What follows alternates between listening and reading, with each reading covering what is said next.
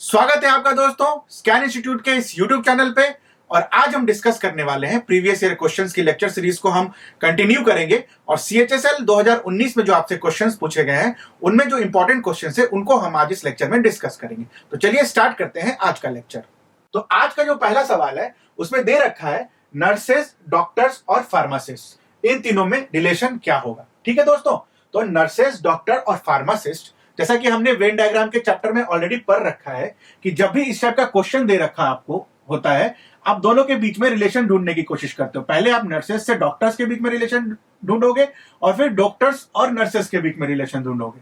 तो जब भी हम आइदर डायरेक्शन में जाए तो दोनों के बीच में कोई रिलेशनशिप एग्जिस्ट नहीं करती है। तो ये भी नो का आता है और ये भी नो का आता है।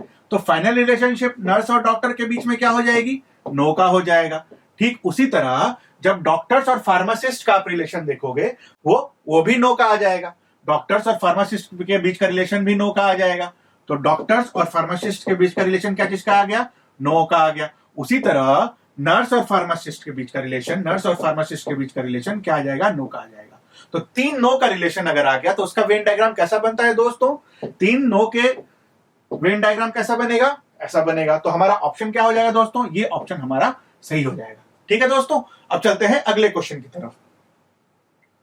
तो दोस्तों जितने भी क्वेश्चंस आपको यहां पे दिए जा रहे हैं, आप 2 मिनट के लिए वीडियो को पॉज कीजिए, खुद से सॉल्व कीजिए। अगर आपसे आंसर नहीं आ पा रहा है तो हमारा जो सॉल्यूशन है उसको देखिए और अपने तरीके को इंप्रूव करने की कोशिश कीजिए। इंप्रूवमेंट ऐसे तो होगी ही आपके अंदर, इंप्रूवमेंट जो होगा आपके अंदर वो इसी तरीके से होगा। आप क्वेश्चन खुद से प्रैक्टिस करोगे, नहीं बनेगा ब्रेनस्टॉर्मिंग करोगे, उसके बाद भी नहीं बनेगा फिर सॉल्यूशन देखोगे, हाँ भाई ये गलतियां हो रही थी। तो उन गलतियों को यहां से सीखना है और उन गलतियों को आपको एग्जाम में रिपीट नहीं करनी है। ठीक है दोस्तों, तो अगला क्वेश्चन सीरीज का है और पूछ रखा है कि क्वेश्चन मार्क की जगह क्या आएगा। ठीक है, ये क्वेश्चन मार्क की जगह क्या आएगा तो देख लेते हैं क्या रिलेशनशिप एग्जिस्ट कर रही है। ये 2 दे रखा है, ये 4 दे रखा है, ये 16 दे रखा है, 52 दे रखा है, 132, 288, 282।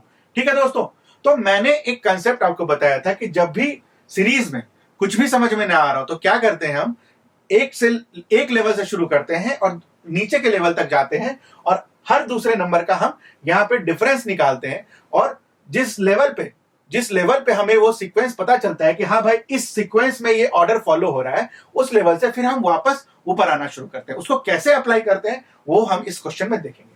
तो 2 और 4 का डिफरेंस क्या हो जाएगा दोस्तों? 4 - 2 2 हो जाएगा। 16 - 4 कितना हो जाएगा दोस्तों? 16 - 4 का अगर हम डिफरेंस निकालें, 16 और 4 का डिफरेंस निकालें तो क्या हो जाएगा? 12। 16 और 52 का अगर रिलेशन निकालें, 16 और 52 का क्या डिफरेंस हो जाएगा? 36।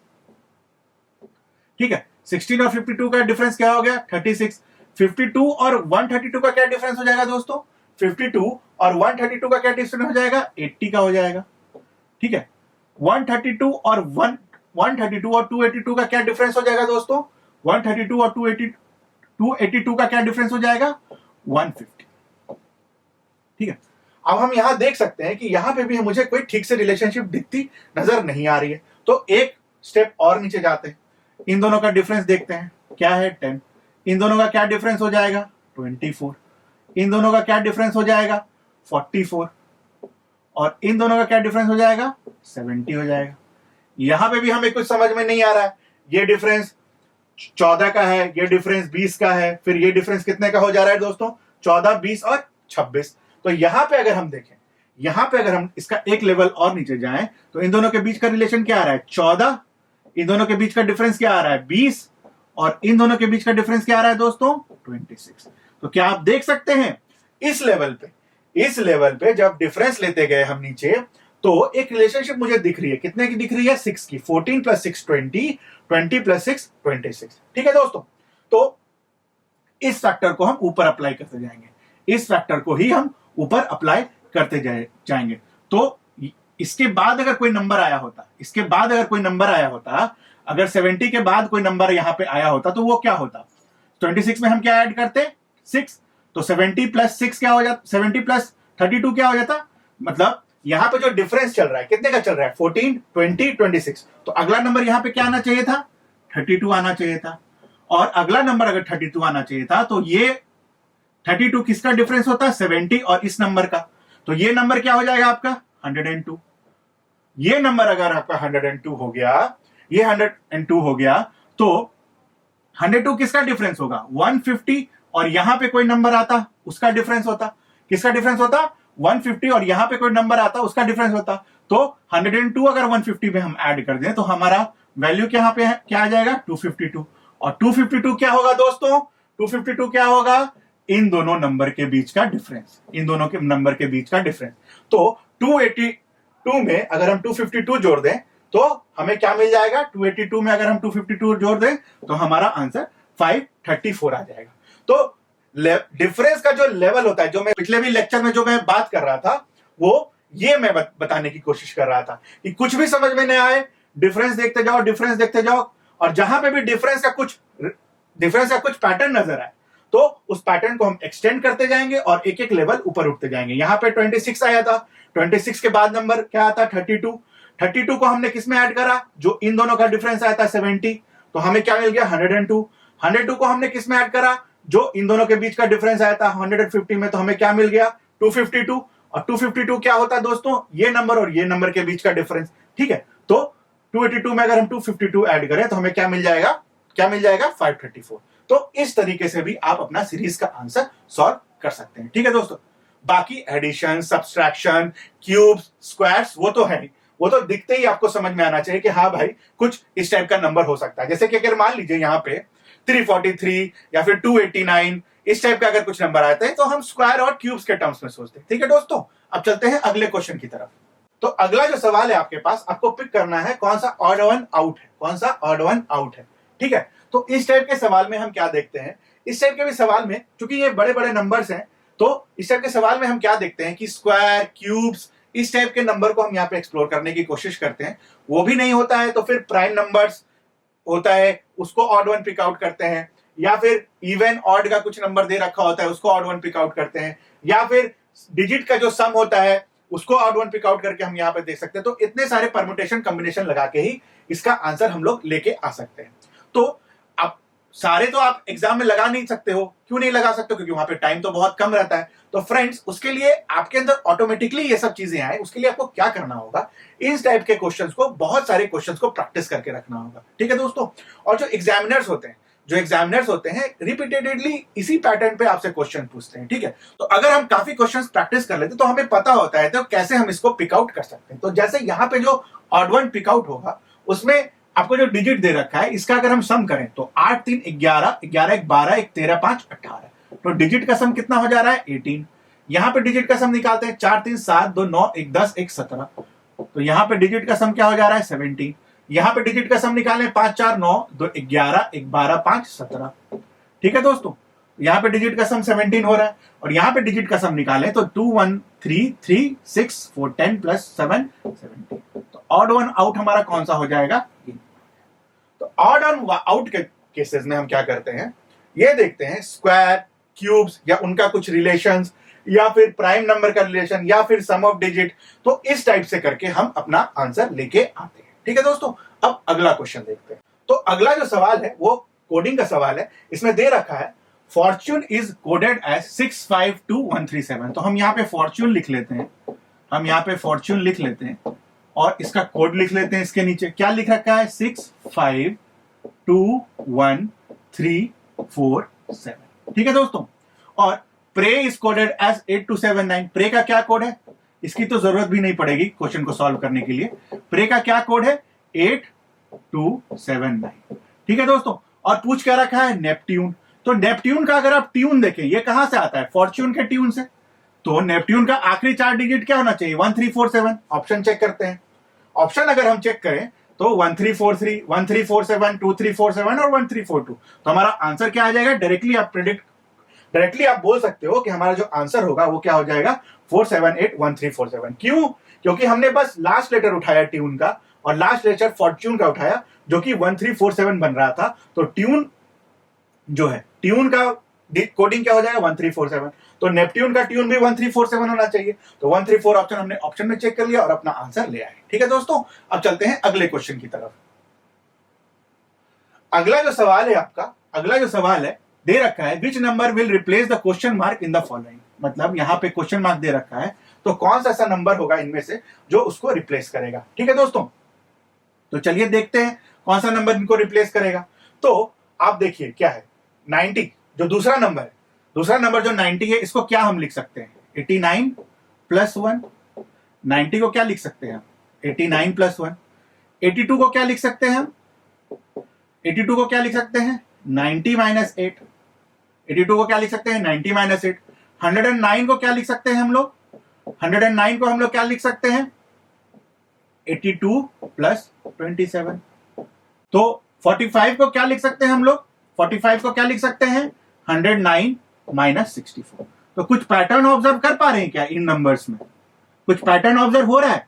ये नंबर्स क्या है, ये 1 का क्यूब है, ये 2 का क्यूब है, ये 3 का क्यूब है और ये 4 का क्यूब है। तो अगला जो नंबर होना चाहिए, अगला जो नंबर होना चाहिए, पहला क्या था प्लस माइनस, तो यहां तो प्लस आ जाएगा और यहां क्यूब किस चीज का आ जाएगा 5 का क्यूब आ जाएगा। यहां क्यूब किस चीज का आ जाएगा 5 का क्यूब आ जाएगा और यहां पे 5 क्यूब किस में ऐड हो जाएगा ये वाले नंबर पे। 5 क्यूब किस पे ऐड हो जाएगा ये वाले नंबर पे। तो 5 का क्यूब क्या होता है 125। 125 प्लस 45 क्या हो जाएगा हमारा आंसर 170। ठीक है, तो बेसिकली हो क्या रहा था इसमें पैटर्न क्या था, जो भी अगला नंबर था, जैसे 90 जो था वो प्रीवियस नंबर प्लस 1 का क्यूब। 82 क्या था प्रीवियस नंबर माइनस 2 का क्यूब। मतलब ये वाले जो नंबर्स थे ये क्यूब्स थे सक्सेसिव डिजिट्स के, जैसे ये 1 का क्यूब, 2 का क्यूब, 3 का क्यूब और यहाँ पे 4 का क्यूब। ये नंबर्स कौन से थे प्रीवियस नंबर थे। और जो ये प्लस माइनस वाला केस था, प्लस और माइनस वाला जो केस था, एक जगह प्लस था एक जगह माइनस था, ये एक जगह प्लस था एक जगह माइनस था। तो अगला जो हमारा आता है यहाँ आंसर में, आंसर निकालने में वो प्लस आता है। ठीक है दोस्तों, तो ये सब चीजें आपके अंदर क्वेश्चंस आप वेरियस वैरायटी के जब प्रैक्टिस करोगे तो आपके अंदर ये चीजें ऑटोमेटिकली आ जाएंगी दोस्तों। ठीक है, अब चलते हैं अगले क्वेश्चन की तरफ। तो अगला जो सवाल है आपको दे रखा है 15, 102 और 313। इस टाइप के सवाल में क्या करना होता है कि हमको इन ट्रिपलेट्स में कुछ रिलेशनशिप फाइंड आउट करनी होती है। तो देख लेते हैं 102 को हम लोग कैसे लिख सकते हैं 15 तो एज इट इज है। 15, 102 और 313 में हमें रिलेशनशिप ढूंढना है। तो 102 को हम लोग कैसे लिख सकते हैं 15 इंटू 7, 15 इंटू 7 माइनस 3, तो ये आपका 102 हो जाएगा। 15 7 का क्या हो जाता है 105। उसी तरह 313 को हम लोग क्या लिख सकते हैं 15 इंटू 21 माइनस 3, 21 माइनस 2। 313 को हम लोग क्या लिख सकते हैं 15 इंटू 21 माइनस 2। सेम रिलेशनशिप अगर हम इन ट्रिपलेट्स में खोजें, तो क्या हो जाएगा 74 को क्या लिख सकते हैं हम लोग 11 इंटू 7 माइनस 3। तो दूसरा नंबर जो यहां पे था 102, उसका जो पैटर्न था वो यहां पे भी फॉलो हो रहा है। पैटर्न क्या है पहला नंबर इंटू 7 माइनस 3। यहां पे क्या था पहला नंबर 15 इंटू 7 माइनस 3। उसी तरह 313 कैसे लिखा था हमने, पहला नंबर कौन सा था 15 इंटू 21 माइनस 2। ठीक उसी तरह 29 को हम लोग कैसे लिख सकते हैं 11 इंटू 21 माइनस 2। क्या लिख सकते हैं 11 इंटू 21 माइनस 2। तो 11 पहला नंबर है इस ट्रिपलेट का, उसको क्या किया हमने 21 से मल्टीप्लाई किया। क्यों किया, क्योंकि यहाँ पे जो पैटर्न था 21 का वही हमने यहाँ पे यूज किया। -2 क्यों किया, क्योंकि यहाँ पे -2 का पैटर्न बन रहा था और यहाँ पे भी -2 का फिर हमें पैटर्न लगाना होगा। तो 11 इंटू 21 माइनस 2 करें तो हमारा आंसर क्या आ जाएगा ये आ जाएगा। ठीक है दोस्तों, तो इन टाइप के क्वेश्चंस में ऐसा नहीं है कि आपको हमेशा इंटू 7 इंटू 21 इस टाइप से करके खोजना हो। कभी कभी स्क्वायर, क्यूब्स, इस टाइप के भी रिलेशनशिप एग्जिस्ट करती है, वो भी हमें इन सारे क्वेश्चंस में देखना होगा दोस्तों। ठीक है, अब चलते हैं अगले क्वेश्चन की तरफ। अगला जो सवाल है उसमें आपको दे रखा है कि certain is written as like this. Certain जो है कैसे लिखा जा रहा है X V I G Z R। ठीक है दोस्तों, तो पूछ रखा है कि क्लाइमेट को हम लोग कैसे लिखेंगे, क्लाइमेट को हम लोग कैसे लिखेंगे। तो इन टाइप के सवाल में मैंने ऑलरेडी आपको सिखा रखा है कि एक तो इजॉटी का कंसेप्ट यूज करते हैं हम लोग। इजॉटी क्या है, ये 5 है, ये 10 है, ये 15 है, ये 20 है और ये 25 है। ये 15, 5, 10, 15, 20, 25 क्या है अल्फाबेट्स के नंबर्स। जैसे कि आप A to Z जाइए तो 26 अल्फाबेट्स हैं आपके, तो 2600 के तो नंबर आप याद रखोगे नहीं। ठीक है, तो उसके लिए हम लोग क्या करते हैं, जो 5, 10, 15, 20, 25 पे नंबर होते हैं उनको हम ध्यान में रखते हैं और उसके हिसाब से हम बाकी के अल्फाबेट्स के डिजिट कैलकुलेट करते हैं। दूसरा कंसेप्ट हमने क्या सीखा था अल्फाबेट वाले सीरीज में कि अल्फाबेट टाइप का कोडेड में आपको अगर कुछ दे रखा हो तो एक तो होता है 8 से लेके आपको m तक। ए जो होता है फर्स्ट होता है, m क्या हो जाता है 13th हो जाता है, और n से लेके z तक। n क्या है 14th नंबर और z क्या है 26। एक तो इस टाइप का पैटर्न होता है a टू m जाइए और वापस n टू z लौटिए। और तीसरा पैटर्न क्या फॉलो होता है a टू m तो एज इट इज रहेगा, लेकिन n टू z जो लिखाएगा वो ऐसा रहेगा। तो मैक्सिमम 90% जो क्वेश्चंस होते हैं दोस्तों, 90% जो क्वेश्चंस होते हैं वो इसी पे बेस्ड होते हैं, वो इसी पैटर्न पे ही बेस्ड होते हैं। ठीक है, तो आप ये तीन चीज अगर ध्यान में रखेंगे, ये तीन चीज अगर आप ध्यान में रखेंगे तो आपको इन टाइप के क्वेश्चंस में दिक्कतें नहीं आएगी। ठीक है, चलिए इसको सॉल्व करके देखते हैं।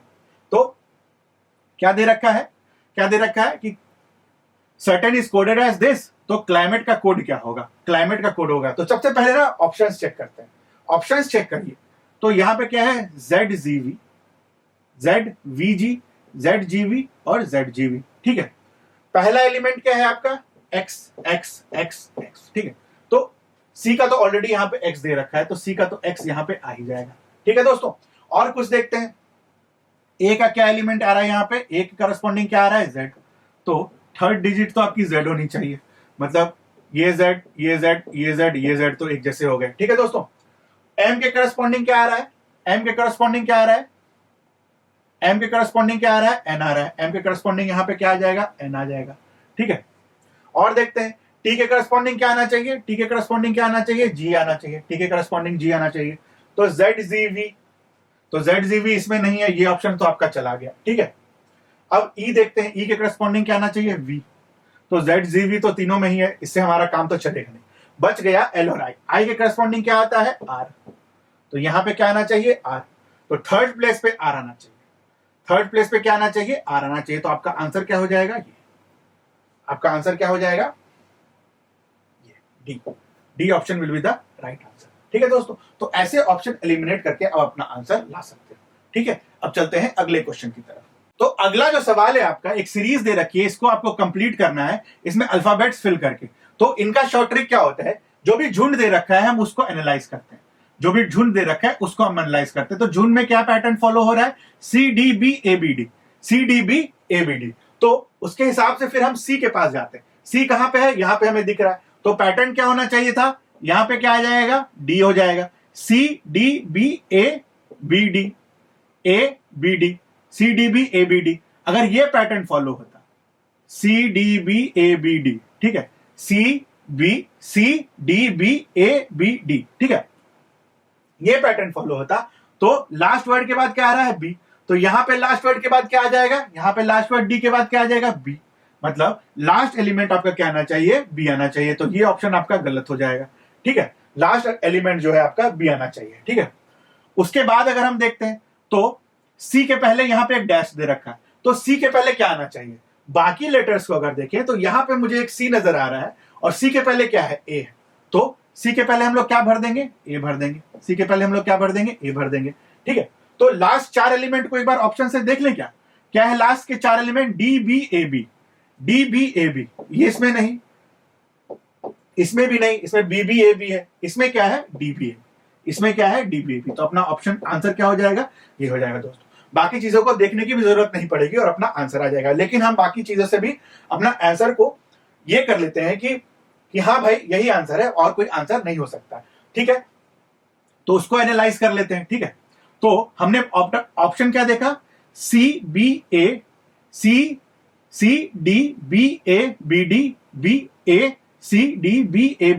तो ये जो पैटर्न है कहां से रिपीट हो रहा है, ये जो पैटर्न है अगर हम यहां से उठा दें, ये जो पैटर्न अगर हम यहां से उठा दें तो ये पैटर्न रिपीट होता जा रहा है। ये पैटर्न और किसके जैसा है, यहां से ये पैटर्न अगर हम उठा दें तो ये एक जैसा है। ठीक है, तो उसी तरह बैकवर्ड डायरेक्शन में अगर हम आए तो यहां D के बाद क्या आ जाएगा, यहां D के बाद क्या आ जाएगा, B आ जाएगा। D के बाद क्या आ जाएगा, B आ जाएगा। D के पहले क्या दे रखा है, B, इस B के पहले यहां पे क्या आ जाएगा, A आ जाएगा, यहां पे A आ जाएगा। A के पहले क्या दे रखा है, B, यहां पे भी B है।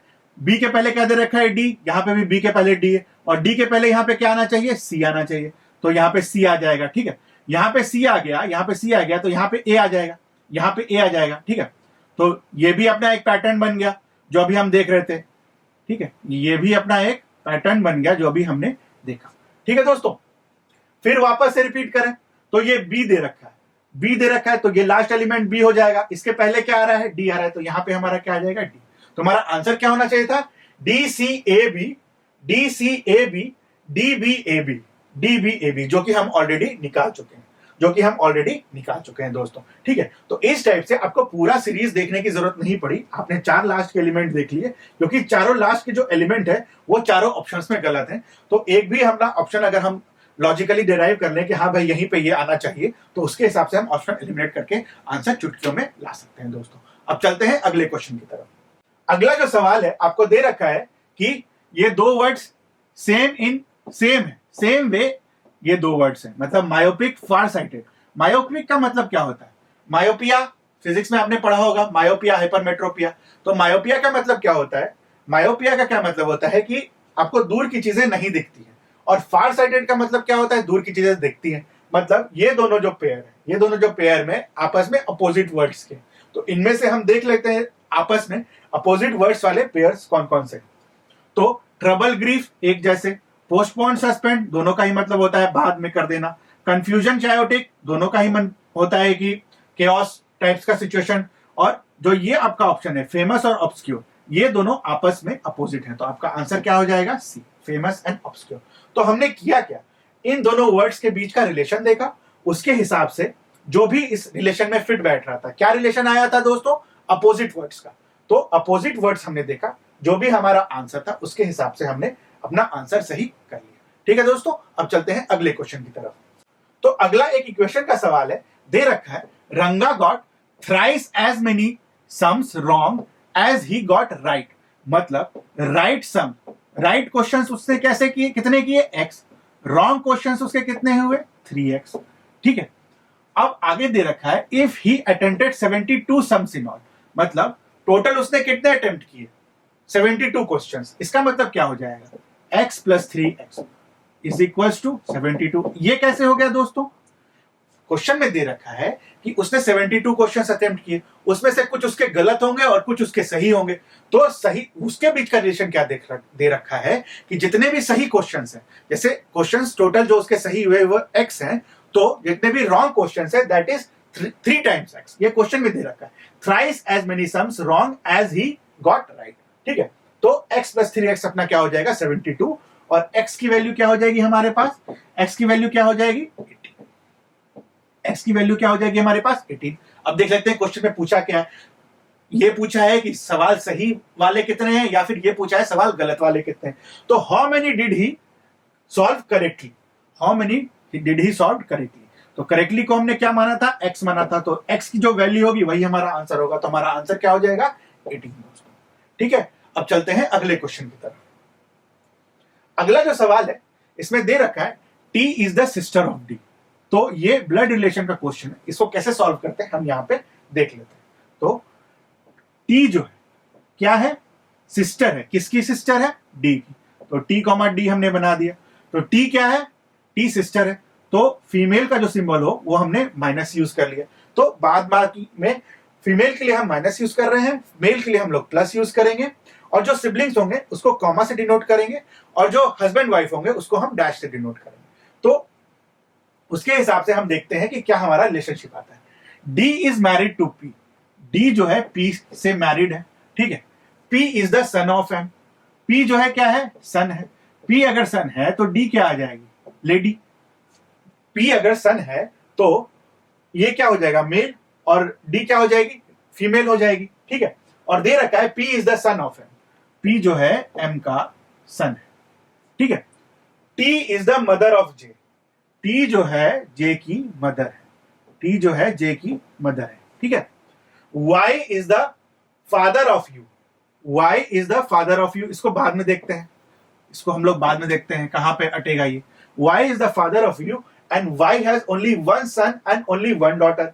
U is the daughter of T, U जो है T की डॉटर है, U जो है T की डॉटर है। ठीक है, U is the daughter of T, Q is the son of D, Q जो है D का सन है, Q जो है D का सन है। D का सन हो या P का सन हो बात तो बराबर ही है।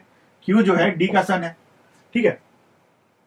और if M is the wife of W, M जो है, M क्या है, W की वाइफ है, W पॉजिटिव हो जाएगा और M क्या हो जाएगा, नेगेटिव। नेगेटिव का मतलब यहां पे फीमेल है। If M is the wife of W, then how is Q related to W, मतलब Q और W में क्या रिलेशन है, Q और W में क्या रिलेशन है। तो रिलेशनशिप वाले क्वेश्चंस में ना ये पैटर्न बनाने के बाद हमें ये देखना होता है कि आखिर रिलेशनशिप पूछा किसके किसके बीच में है। अगर पूछा होता then how is Q related to W, Q कैसे W से रिलेटेड है, तो Q is grandson of W, तो हमारा आंसर क्या हो जाएगा, ग्रैंडसन। लेकिन अगर क्वेश्चन में दे रखा होता है then how is W related to Q, how is W related to Q, तो हमारा आंसर क्या हो जाता, ग्रैंडफादर। हमारा आंसर क्या हो जाता, ग्रैंडफादर दोस्तों। तो ये लास्ट लाइन पढ़ना बहुत इंपॉर्टेंट है दोस्तों, और यहां पे काफी बच्चों के क्वेश्चंस गलत हो जाते हैं, उसको हमने यहां पे पिन पॉइंट किया है दोस्तों। इसको आप ध्यान से रखिए और जब भी एग्जामिनेशन में जाइए तो ये ब्लड रिलेशन वाले क्वेश्चन में ये लास्ट लाइन आप बड़े ध्यान से पढ़ना, ठीक है, वरना सारी मेहनत आपकी बेकार हो जाएगी। ठीक है दोस्तों, अब चलते हैं अगले क्वेश्चन की तरफ। तो अगला सवाल जो आपके पास है उसमें दे रखा है कि इन वर्ड्स को मीनिंगफुल ऑर्डर में समझना है। तो फर्स्ट टाइम जो बच्चे होते हैं उनको कभी पता नहीं होता है कि ये लस्ट्रम का मतलब क्या होता है, क्या इसके बिना भी हम क्वेश्चन को सॉल्व कर सकते हैं क्या। तो ये सब क्वेश्चन देख के दोस्तों पैनिक नहीं होना है, ऑप्शंस एक बार जरूर चेक कीजिएगा एग्जामिनेशन में, स्किप मत कीजिएगा कि क्या पता कुछ ऑप्शन एलिमिनेट करके आंसर आपका आता है या नहीं आता है। तो सेंचुरी का क्या मतलब होता है दोस्तों, 100। ईयर का क्या मतलब होता है, 1 साल। मिलेनियम का क्या मतलब होता है दोस्तों, 1000। और डिकेड का क्या मतलब होता है, 10। तो ऑर्डर आपको दिख रहा है क्या, ऑर्डर क्या हो जाएगा, 3, फिर 3 के बाद 5 आना चाहिए, ठीक है, 3 के बाद 5 आना चाहिए, उसके बाद क्या आना चाहिए, 2 आना चाहिए, और उसके बाद क्या आना चाहिए, 4 आना चाहिए, उसके बाद क्या आना चाहिए, 4 आना चाहिए। अभी तक हमें यह नहीं पता है कि लस्ट्रम का मतलब क्या है, 5 साल, 50 साल, 500 साल, लेकिन ये ऑर्डर तो आपको फॉलो करना ही करना है। हो सके ये जो 1 है ये कहीं पे भी आ सकता है, यहां पे भी आ गया, यहां पे भी आ गया, यहां पे भी आ गया, यहां पे भी आ गया, लेकिन आपको ध्यान करना क्या रखना है, बेसिक एलिमेंट्स को ध्यान रखना है कि जो ऑर्डर होगा 1 कहीं पे भी आ जाए, लेकिन 3524 जो है, 3524 का जो ऑर्डर रहेगा वो यही रहेगा। 1 यहां पे भी आ सकता है, वहां पे भी आ सकता है, यहां पे भी आ सकता है, यहां पे भी आ सकता है, यहां पे भी आ सकता है, लेकिन 3524 का ऑर्डर यही रहेगा। हमें अभी तक ये नहीं पता है कि लस्ट्रम का मतलब क्या होता है, बाद में मैं आपको बताऊंगा कि इसका मतलब क्या होता है। पहले देख सकते हैं कि इसके बेसिस पे हम क्वेश्चन को सॉल्व कर सकते हैं कि नहीं। तो हमारे आंसर में जो ऑर्डर होना चाहिए 3524, तो यहां पे नहीं है, यहां पे भी नहीं है, यहां पे भी नहीं है, यहां पे एक ऑर्डर हमको नजर आ रहा है 3524, 3524, ठीक है, 3, 5, 2 और 4। तो अपना आंसर तो आ गया भाई कि ये होना चाहिए। अब आंसर के हिसाब से कुछ देख लेते हैं कि लस्ट्रम का मतलब क्या होना चाहिए। 3 और 5, 3 क्या था, 1 साल, 5 क्या था, 10 साल, मतलब लस्ट्रम का मतलब होगा कि 1 से 10 साल के बीच में कोई नंबर होना चाहिए। तो एक्चुअल में जो लस्ट्रम होता है वो 5 ईयर का ड्यूरेशन होता है। ये आप ध्यान रखिएगा दोस्तों, लस्ट्रम जो होता है वो 5 ईयर का ड्यूरेशन होता है। तो आप देख सकते हैं अगर हमें पता नहीं भी होता है कि लस्ट्रम को हम लोग 5 ईयर ड्यूरेशन बोलते हैं तो भी आप अपना आंसर ला सकते हैं। ठीक है दोस्तों, अब चलते हैं अगले क्वेश्चन की तरफ। तो अगला जो सवाल है आपका, आपको दे रखा है कि ये 4 वर्ड्स हैं एक जैसे, इनमें से एक डिफरेंट है। तो 4 वर्ड्स हैं एक जैसे और एक डिफरेंट है, तो आप देख सकते हो इटली, ऑस्ट्रिया, जर्मनी, ये कहां है, यूरोप में, और सिंगापुर कहां होता है, एशिया में। तो ऑड ऑन आउट क्या हो जाएगा हमारा, सिंगापुर। तो आपका आंसर क्या हो जाएगा, ठीक है दोस्तों। अब चलते हैं अगले क्वेश्चन की तरफ। तो जो अगला सवाल आपके पास है उसमें दे रखा है 2100 is divided upon P Q R, मतलब P plus Q plus R कितना हो जाएगा हमारे पास, 2100, ठीक है। फिर अगला लाइन क्या दे रखा है, P का जो शेयर है, P का शेयर है वो कितना है, Q plus R by 2। P का शेयर कितना दे रखा है, P share is half of the combined share of Q and R। P का जो शेयर है Q और R से हाफ है, ठीक है, and Q's share is 1/4 of the combined share of P and R। Q का शेयर कितना है, P प्लस R बाई 4, ठीक है दोस्तों। अब ये देखते हैं कि ये इक्वेशंस हम कैसे सॉल्व करेंगे, मतलब थोड़ा फास्ट कैलकुलेशन हमें करना होगा। तो P plus Q plus R कितना दे रखा है, 2100। Q प्लस R बाई 2 की वैल्यू कितनी दे रखी है, P के बराबर। तो P को Q प्लस R बाई 2 से अगर हम रिप्लेस कर दें, P को अगर हम Q प्लस R बाई 2 से रिप्लेस कर दें तो क्या लिख सकते हैं हम, Q plus R by 2 plus Q plus R is equal to 2100। इसको अगर हम सॉल्व करें तो Q प्लस R की वैल्यू हमारे पास कितनी हो जाएगी, ये Q प्लस R को अगर हम 1 यूनिट मान लें तो ये Q प्लस आर कितने यूनिट का है? हाफ यूनिट का है। तो 1 प्लस हाफ कितना हो जाएगा? 1.5। 1.5 को फ्रैक्शन के टर्म्स हम लोग क्या लिखते हैं? 3/2। तो इसका फुल एक्सपेंशन क्या हो जाएगा? 3/2 Q plus R is equal to 2100। तो Q प्लस आर कितना हो जाएगा? 2100 इंटू 2/3। 3 से 2100 को काटेंगे, 700 इंटू 2 क्या हो जाएगा? 1400। मतलब Q प्लस आर की वैल्यू क्या आ जाएगी? 1400। Q प्लस आर अगर 1400 है, P plus Q plus R अगर 2100 है, तो P की वैल्यू हमारे पास कितनी आ जाएगी दोस्तों? 700। उसी तरह Q की वैल्यू कितनी दे रखी है? P plus R by 4। और हमें पता है P plus Q plus R कितना है? 2100। तो हम ये लिख सकते हैं P plus R plus Q की वैल्यू कितनी दे रखी है? P plus R by 4। P plus R by 4। तो P plus R plus Q is equal to कितना था? 2100। तो यहां से P प्लस आर की वैल्यू कितनी आ जाएगी? यहां से अगर हम देखें P प्लस आर की वैल्यू कितनी आ जाएगी? तो P बाई आर को अगर हम फिर से 1 यूनिट माने, तो यहां पे भी P प्लस आर 1 यूनिट हो जाएगा, और यहां पे कितना हो जाएगा? 1/4। तो 1 प्लस 1/4 कितना होता है? 5/4। तो 5/4 P plus R is equal to 2100। तो P प्लस आर की वैल्यू क्या आ जाएगी? P प्लस आर की वैल्यू क्या आ जाएगी? 5/4 P plus R is equal to 2100। तो 2100 इंटू 4/5। तो 5 4 जा और 2 जा, इस टाइप का कुछ आ जाएगा। तो 4 0 जा 0, 4 2 जा 8 एंड 16। तो P प्लस आर की वैल्यू कितनी आ जाएगी? 1680। P प्लस आर की वैल्यू कितनी आ जाएगी? 1680। और P की वैल्यू हमने कितनी दे रखी है? 700। तो R की वैल्यू क्या आ जाएगी? P की वैल्यू कितनी दे रखी है? 700। तो R की वैल्यू कितनी आ जाएगी? R की वैल्यू कितनी आ जाएगी? 1680 माइनस 700 कितना हो जाएगा? 980। ठीक है, तो हमने R की वैल्यू निकाल ली, P की वैल्यू निकाल ली। अब क्वेश्चन पढ़ते हैं कि पूछ क्या रखा है। तो पूछ रखा है by what amount is R share more than that of P। मतलब R का जो शेयर है वो P से कितना ज्यादा है। तो R का शेयर कितना आ गया? 980। P का शेयर कितना आ गया? 700। तो R का कितना ज्यादा होगा? 980 माइनस 700 कितना हो जाएगा? 280। तो हमारा आंसर क्या हो जाएगा? 280। ठीक है दोस्तों, अब चलते हैं अगले क्वेश्चन की तरफ। अगला जो सवाल है उसमें दे रखा है कि cone is related to ice cream. मतलब ये कोन है, इसमें आप आइसक्रीम खा रहे हो, तो पूछ रखा है कि अगर ये बॉल हो तो इसमें आप क्या रखोगे। ठीक है, तो सिप तो नहीं होगा, साबुन तो आप रखते नहीं हो, ड्रिंक तो नहीं रखते हो, तो आंसर हमारा क्या आ जाएगा? सूप। इस बॉल में क्या आप रखते हो? सूप। ठीक है, ड्रिंक तो डायरेक्ट या तो आप जार में पीते हो या फिर आप ग्लास में पीते हो। ठीक है, सूप बेसिकली आप इन जनरल क्या चीज में? बॉल में लेते हो। सूप आप इन जनरल बॉल में पीते हो। ठीक है दोस्तों, अब चलते हैं अगले क्वेश्चन की तरफ। तो अगला जो क्वेश्चन है आपके पास दे रखा है BANK is related to WXLJ, और से पूछ रखा है कि IDOL will be related to what। ठीक है, IDOL will be related to what। ठीक है, तो B और W में अगर हम रिलेशन देखें, तो W के बाद क्या लिख सकते हैं? X Y Z A, और फिर क्या आता है हमारे पास? B। मतलब W में अगर हम +5 ऐड कर दें, तो आगे की डायरेक्शन में तो हमें क्या मिल जाएगा? B। उसी तरह X में अगर हम क्या ऐड कर दें? X में अगर लिख दें Y Z A, X में अगर +3 कर दें तो हमें क्या मिल जाएगा? A मिल जाएगा। L में क्या करना होगा?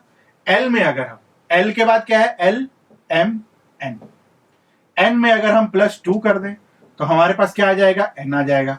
और J में अगर हम +1 कर दें, J के में +1 कर दें तो हमारे पास क्या आ जाएगा? K आ जाएगा। ठीक है दोस्तों, तो रिलेशनशिप कुछ ऐसी बनेगी। उसी तरह यहां पे भी हमें रिलेशनशिप बनाना होगा। तो इस एलिमेंट में हमें कुछ ऐड करना होगा, तो हमें I मिल जाएगा। तो I का नंबर क्या होगा? I का जो नंबर है हम इजॉटी से निकाल लेते हैं, EFGHIJ।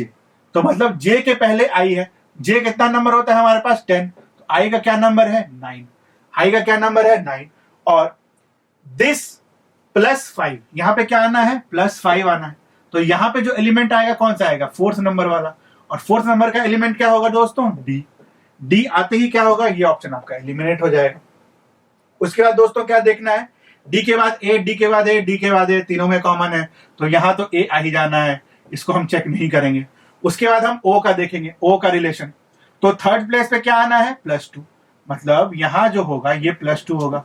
O की वैल्यू क्या दे रखी होती है? 15, इजॉटी के कंसेप्ट से। तो 15 माइनस 2 क्या कर देना है, 15 माइनस क्या 2 कर देना है, यहाँ पे 13th लेटर आना चाहिए। तो LMNO, तो 13 लेटर हमारे पास क्या होता है, M होता है। 13 लेटर M कैसे जानते हैं हम, A से लेके अगर M तक देखें तो ये फर्स्ट होता है, ये 13th होता है, ठीक है। तो डायरेक्ट हमने 13 लिख दिया, DAM। तो हमारा आंसर क्या में आना चाहिए, थर्ड पोजीशन पे M, मतलब ये ऑप्शन आपका चला गया दोस्तों। अब लास्ट देखते हैं L। तो लास्ट में क्या रिलेशनशिप है, +1 की रिलेशनशिप है, तो KL होना चाहिए। तो यहाँ पे क्या आना चाहिए, K, यहाँ पे क्या आना चाहिए, K। तो हमारा आंसर क्या आ जाएगा, DAMK। हमारा आंसर क्या आ जाएगा, DAMK दोस्तों। तो इस टाइप के क्वेश्चंस में, अल्फाबेट के क्वेश्चंस में मैक्सिमम नंबर ऑफ जो क्वेश्चंस होते हैं वो 3 कंसेप्ट से आपके सॉल्व हो जाते हैं। पहला कंसेप्ट क्या था, इजॉटी। इजॉटी का क्या कंसेप्ट है, 5, 10, 15, 20 और 25। इसके बेसिस पे आप अपना लेटर्स अरेंज कर सकते हो, किस लेटर को क्या वैल्यू देना है वो आपको पूरी याद करने की जरूरत नहीं है, वो यहां से आ जाएगा।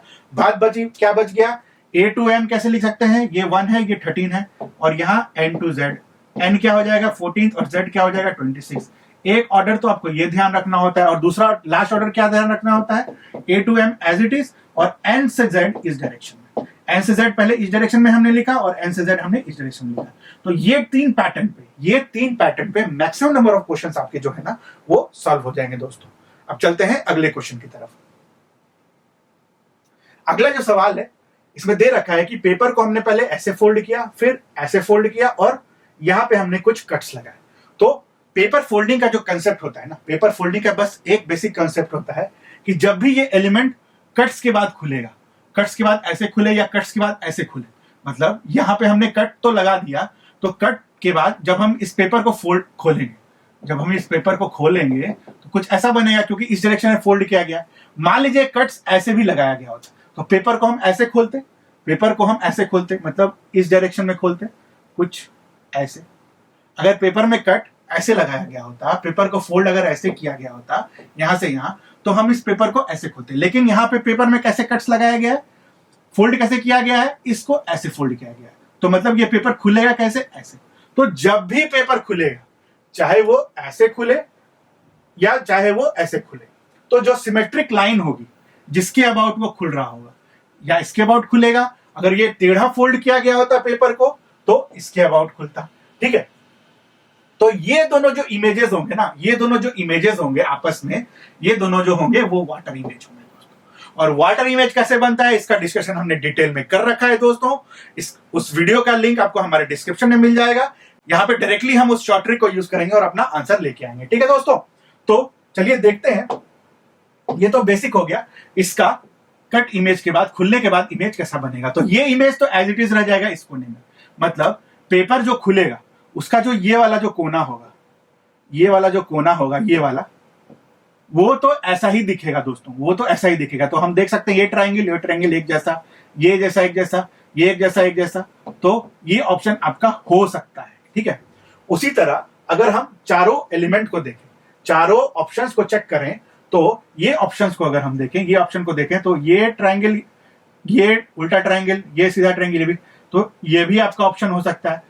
इसको चेक करते हैं, ये ट्रायंगल, ये ट्रायंगल, ये ट्रायंगल, ये ट्रायंगल, मतलब इस कॉर्नर में भी हम चेक कर रहे हैं, ये भी आपका आंसर हो सकता है।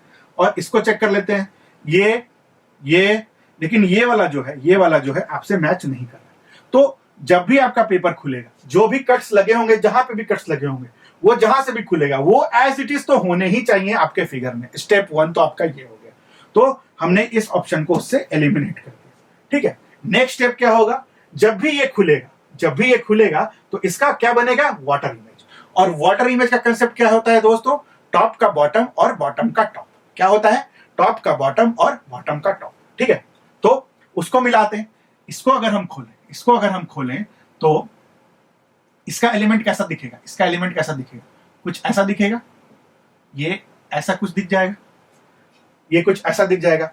और एक चीज और हमने वाटर इमेज में पढ़ी थी कि लेफ्ट राइट का इन्वर्जन नहीं होता है। जो एलिमेंट लेफ्ट में है वो लेफ्ट में रह जाएगा, और जो एलिमेंट राइट में है वो राइट में रह जाएगा। लेकिन टॉप का बॉटम और बॉटम का टॉप हो जाएगा। तो टॉप का बॉटम और बॉटम का टॉप हमने इसमें कर दिया। ठीक उसी तरह इस एलिमेंट का अगर हम वाटर इमेज बनाए, इस एलिमेंट का अगर हम वाटर इमेज बनाए, तो ये कुछ ऐसा बन जाएगा, ये कुछ ऐसा बन जाएगा, और ये कैसा बन जाएगा, ये कुछ ऐसा बन जाएगा। ये वाला जो फिगर है, ये वाला जो फिगर है, ये कैसा बनेगा, ये कुछ ऐसा बन जाएगा, एक मिनट,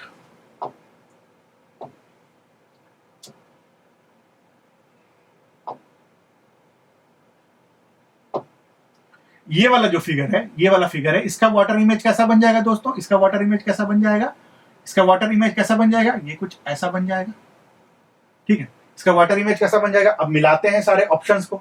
ये तो उल्टा ट्राइंगल, ये तो उल्टा ट्राइंगल है, यहाँ पे उल्टा ट्राइंगल है, यहाँ पे कैसा बन रहा है, ये वाला ट्राइंगल सीधा बन रहा है, तो ये ऑप्शन तो आपका गलत हो जाएगा।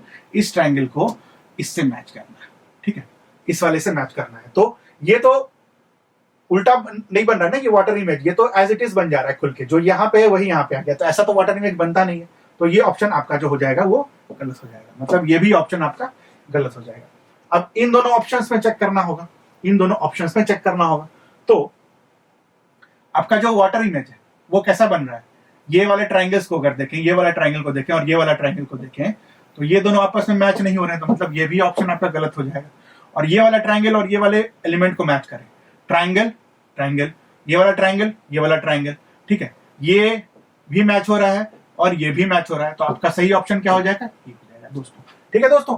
तो जब भी पेपर कटिंग का क्वेश्चन आएगा, आप क्या करोगे, जो भी एलिमेंट जहां से भी फर्स्ट टाइम खुलेगा वो उसका वाटर इमेज बनेगा। अगर हमने पेपर को टेढ़ा फोल्ड किया होता तो लाइन ऑफ सिमेट्री ये होती, लेकिन हमने पेपर को इस टाइप से फोल्ड किया है। लास्ट फोल्ड जो है, लास्ट फोल्ड की बारे में बात कर रहा हूं, लास्ट फोल्ड को के बाद हमने कट्स लगाया और कट्स के बाद फिर हमने फोल्डर को खोला, तो फर्स्ट टाइम जो खुलेगा वो उसका वाटर इमेज बनेगा, और दूसरे बार जब वो खुलेगा तो इस साइड का वो क्या बनेगा, मिरर इमेज बनेगा। तो वाटर इमेज और मिरर इमेज का कंसेप्ट आपको क्लियर है, तो इसमें कोई भी दिक्कत नहीं आएगी दोस्तों। फर्स्ट कट जो खुलेगा वो वाटर इमेज बनेगा, किसके लाइन के अबाउट, सिमेट्रिक लाइन के अबाउट। सिमेट्रिक लाइन कौन सी होगी, जिस लाइन के अबाउट फोल्डिंग होगी लास्ट वाली, तो लास्ट वाली फोल्डिंग किस लाइन के अबाउट है, इसके अबाउट, तो इसके अबाउट जब ये खुलेगा तो वाटर इमेज बनेगा। और इसके पहले जो, इसके बाद कैसे खुलेगा ये पेपर, ये ऐसे खुलेगा, जो सेकंड लास्ट फोल्डिंग है ये ऐसे खुल रही है, तो इसका जो क्या बनेगा, इसका क्या बनेगा, मिरर इमेज बनेगा, इसका और इसका वाटर इमेज बनेगा, और इन दोनों का मिला के इधर क्या बनेगा, मिरर इमेज बनेगा दोस्तों। तो आप अगर उससे भी अगर इस क्वेश्चन को मैच करें, उससे भी आपको इस क्वेश्चन को मैच करें, तो आपका आंसर क्या आ जाएगा, ये वाला फिगर, ठीक है दोस्तों। अब चलते हैं अगले क्वेश्चन की तरफ। अगला जो सवाल है आपका, आपको दे रखा है कि इस टाइप का कुछ एम्बेडेड फिगर किसमें है, इस टाइप का कुछ एम्बेडेड फिगर किसमें है, ठीक है दोस्तों। तो चलिए देख लेते हैं, मिला लेते हैं इस टाइप का एम्बेडेड फिगर। तो ऐसा होना चाहिए, ऐसा होना चाहिए, ऐसा होना चाहिए। तो इसमें अगर हम देखें, इसमें अगर देखें तो ऐसा कुछ एग्जिस्ट नहीं करता है। इसको अगर हम मिलाएं, इसको अगर हम मिलाएं, तो ऐसी लाइन कोई खोज सकते हैं क्या, तो इसको भी अगर हम मिलाएं तो वैसी लाइन नहीं मिल पाएगी। इसको अगर हम देखते हैं, इसको अगर हम देखते हैं, तो यहां से यहां, यहां से यहां, तो चलिए ठीक है, ये वाला आपका ऑप्शन हो जाएगा। इसका आंसर क्या हो जाएगा, ये हो जाएगा, क्योंकि ये लाइन हमें ऑलरेडी यहाँ पे दिख गई, इसको चेक करने की जरूरत भी नहीं है, क्योंकि ऑलरेडी इसका एम्बेडेड हमने यहाँ पे देख लिया है, ठीक है दोस्तों। अब चलते हैं अगले क्वेश्चन की तरफ। तो अगला जो क्वेश्चन है आपका डाइस का, उसमें पूछ रखा है फेस अपोजिट टू 1, 1 के अपोजिट में फेस कौन सा है, ठीक है दोस्तों। तो 1 के अपोजिट में फेस कौन सा है, 2, 3 और 5 तो नहीं आएगा, क्योंकि ये सारे एडजेसेंट फेस हैं। 2 चला गया, 3 चला गया, ठीक है। अब देखते हैं 6 और 4 में से क्या आएगा, 6 और 4 में से क्या आएगा, ठीक है। तो इस वाला डाइस के पोजीशंस को अगर आप देखिए, इस वाले डाइस के अगर आप पोजीशन को देखिए, इसको अगर हम टिल्ट कर दें, इस 2 को इधर ले आए तो 5 किधर चला जाएगा, पीछे चला जाएगा। इस 2 को, इस डाइस को अगर हम ऐसे घुमा दें, इस डाइस को अगर हम ऐसे घुमा दें, तो 2 इधर आ जाएगा और 5 पीछे चला जाएगा। तो नया पोजीशन में डाइस कैसा बन जाएगा, नया पोजीशन में डाइस कैसा बन जाएगा, ये वाला जो फेस है ये तो 1 आ जाएगा, ये वाला फेस जो है, ये सामने वाला जो फेस है, सामने वाला जो फेस है ये क्या आ जाएगा, 2 आ जाएगा, और ये वाला जो फेस है क्या हो जाएगा, 5 हो जाएगा, ठीक है। तो ये वाला फेस 1 हो गया, इसको हमने जस्ट घुमा दिया है, इसको हमने 90 डिग्री से घुमा दिया है, ठीक है। तो बेसिकली हम देख क्या रहे हैं, ये फेस क्या हो जाएगा, फिर ये 2 हो जाएगा और 5 क्या चला जाएगा, पीछे चला जाएगा, ठीक है। तो 1, 2 और 5 ये वाला फेस है। अगर हम उसको इससे रिलेट करें, 1 कहां था, यहां था, 2 कहां है, यहां है, यहां पे 1 कहां है, यहां पे है, 2 कहां पे है, यहां पे है, तो यहां का एलिमेंट क्या आना चाहिए, यहां का एलिमेंट क्या आना चाहिए, 3, मतलब 3 जो है 5 के अपोजिट में, और वैसे भी 3 तो आपका आंसर नहीं आना चाहिए, ठीक है। उसके बाद इसको और इसको कंपेयर करते हैं, इसको और इसको कंपेयर करते हैं, तो क्या बन जा रहा है आपके पास फ्रेंड्स, आप अच्छे से गौर से देखिए, कि 1 यहां पे है, लेकिन यहां पे क्या दे रखा है, 6 है। और ये वाला फेस कौन सा है आपका, 2 है। ये सामने वाला फेस 2 है, और ये वाला फेस क्या है आपका, 5 है। और ये वाला फेस आपका क्या हो जाएगा, 3 हो जाएगा, क्योंकि 5 के अपोजिट में 3 है, हमने ऑलरेडी निकाल लिया है। ठीक है, अब ये देखना है कि 1 कौन सा फेस पे आएगा। अगर ये 2 है और ये 5 है, तो 1 कौन से फेस पे आ जाएगा दोस्तों, 1 कौन से फेस पे आ जाएगा, वे नीचे वाले फेस पे आ जाएगा। 1 किस फेस पे आ जाएगा, इस वाले फेस पे आ जाएगा, क्योंकि 2 और 5 1 के एडजेसेंट में आना चाहिए। 2 और 5 जो है ना 1 के एडजेसेंट में आ जाएगी। और 1 को पूरा आप अगर 180 डिग्री से रोटेट कर दें, 1 को पूरा नीचे ले आए, तो 2 और 5 जो एडजेसेंट आ रहे हैं, 1 यहां आ रहा है, और जो ऊपर वाला फेस क्या बच जाएगा, 6 बच जाएगा। तो आपका आंसर क्या आ जाएगा, 6। मतलब फेस अपोजिट टू 1 क्या हो जाएगा आपका, 6 हो जाएगा। फेस अपोजिट टू 1 क्या हो जाएगा, 6 हो जाएगा दोस्तों। अब चलते हैं अगले क्वेश्चन की तरफ। तो अगला जो क्वेश्चन है आपके पास, ये फिगर 1 2 3 4 5, आपको ये बताना है कि 6th फिगर में इन चारों ऑप्शंस में से क्या आंसर आएगा। ठीक है दोस्तों, तो इसको ऑब्जर्व करते हैं। तो इसको अगर हम ऑब्जर्व करें, तो ये दोनों एलिमेंट यहां है और ये दोनों एलिमेंट यहां है, मतलब पहला फिगर का 2 एलिमेंट यहां पे प्रेजेंट है। ठीक है, उसी तरह थर्ड फिगर को देखें, थर्ड फिगर में ये दोनों फिगर है, तो थर्ड फिगर का 2 एलिमेंट ऑलरेडी इसके प्रीवियस फिगर में प्रेजेंट है। फोर्थ फिगर को अगर हम देखें और ये दोनों एलिमेंट को देखें, तो ये दोनों एलिमेंट इस फिगर में यहां पे प्रेजेंट है, मतलब फोर्थ फिगर में 2 एलिमेंट थर्ड फिगर के हैं। फिफ्थ फिगर में ये दोनों एलिमेंट थर्ड फिगर में, फोर्थ फिगर में, मतलब फिफ्थ फिगर के पिछले वाले फिगर में जाए, तो ये दोनों एलिमेंट यहां पे आपको दिख जाएंगे। ठीक है, तो 6th फिगर में जो एलिमेंट्स आने चाहिए, उसके 2 एलिमेंट्स तो यहां से ही उठ के आएंगे। इसका मतलब क्या होगा, 6th फिगर में ये और ये, इनमें से कोई 2 उठ के आएगा, इनमें से कोई 2 तो उठ के आएगा ही आएगा। ठीक है, पहला इंफरेंस तो हमने निकाल लिया। दूसरा इंफरेंस निकालते हैं। यहां पे जो थर्ड एलिमेंट है, 2 जो रिटेन हो जा रहे हैं और तीसरा नया आ जा रहा है। 2 रिटेन हो गए, 5 और वो रिटेन हो गए, तीसरा नया आ गया। उसी तरह यहां पे भी जो होंगे, यहां पे भी जो एलिमेंट्स होंगे, 2 रिटर्न हो जाएंगे और एक नया आ जाएगा। 2 रिटर्न हो जाएंगे और एक नया आ जाएगा, मतलब एक न्यू एलिमेंट तो प्रेजेंट होगा ही, जो पहले कभी भी नहीं आया हो।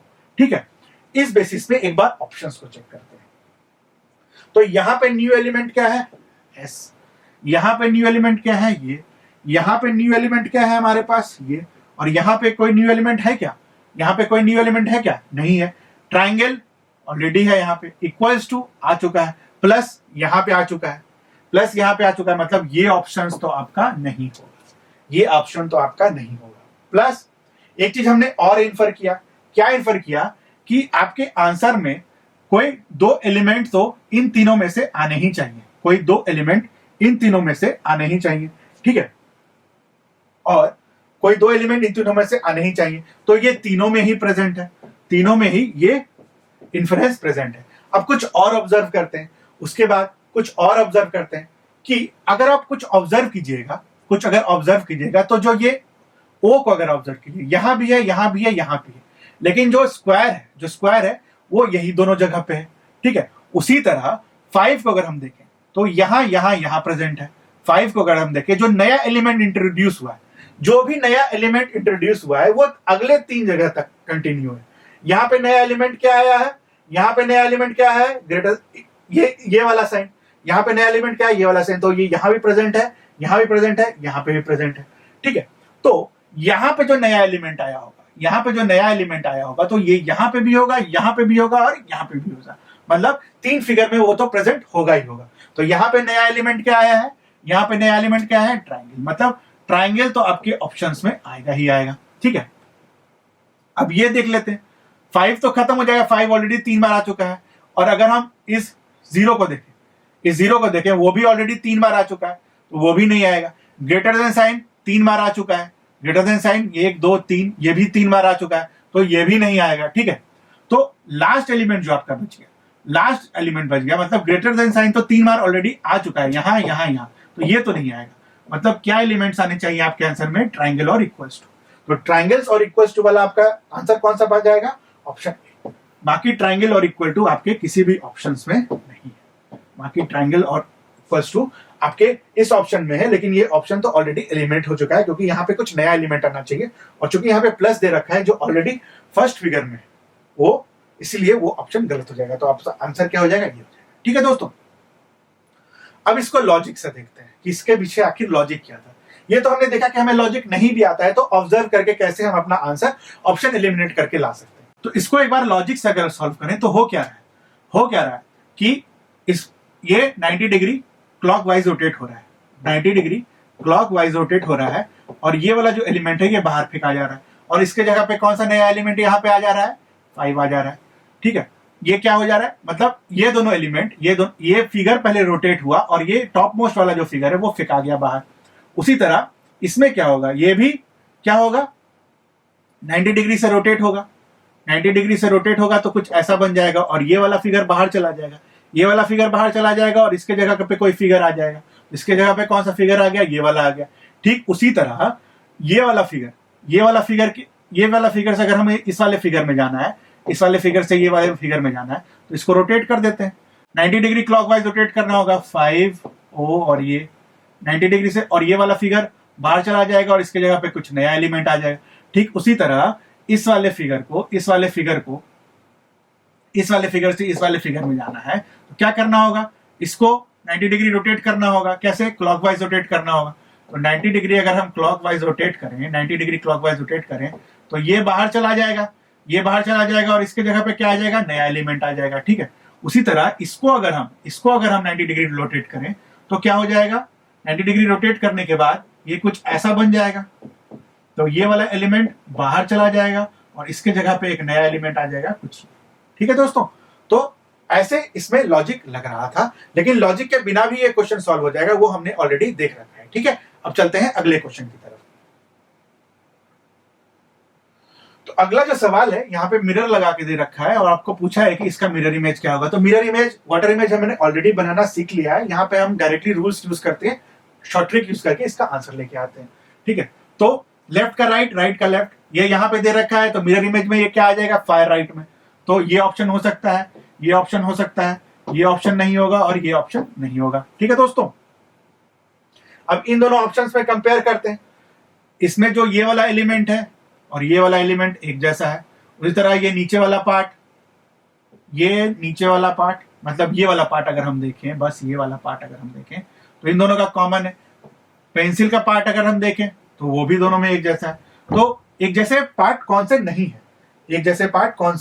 नहीं है, तो ये वाला पार्ट अगर हम देखें, बस ये वाला पार्ट, ये जो ऐसे चोंच निकला हुआ है यहाँ पे और यहाँ पे देख रखा है, तो ये दोनों अलग अलग है दोनों में।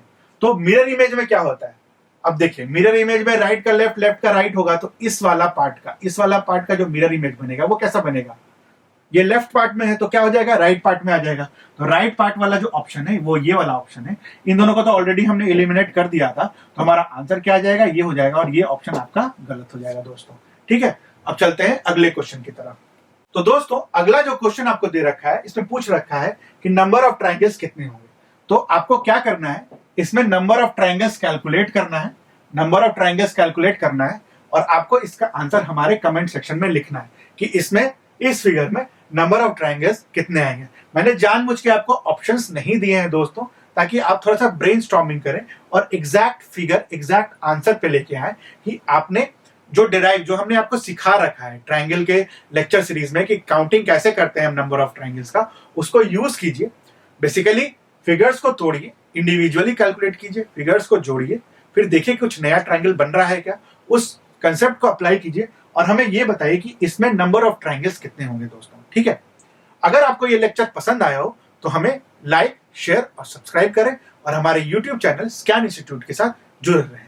Thank you.